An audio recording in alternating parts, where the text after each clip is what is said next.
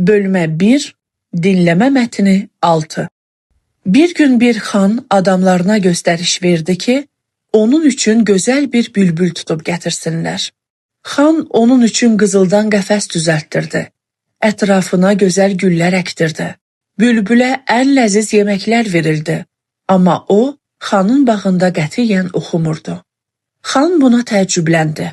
Mən onu ən yaxşı yeməklərlə bəsləyirəm, ən gözəl qəfəsdə saxlayıram. Bu quş isə oxumur. Axırda təngə gəlib bülbülü buraxdı. Öz adamlarına tapşırdı ki, bülbülü izləsinlər. Adamlar bülbülü izlədilər.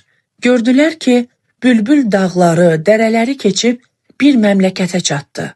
Kolun üstündəki kiçik yuvasına qondu. Şən, gözəl nəğmələr oxumağa başladı. Bu xəbəri xana çatdırdılar. Xan xeyli düşünüb dedi. Deməli, bülbülə nə qızıl qəfəs, nə də gözəl güllər lazımdır. Onun xoşbəxtliyi öz yuvasında, öz məmləkətindədir. Həqiqətən də hər kəsə öz vətəni əzizdir. Vətən şirindir. Onu qorumaq lazımdır.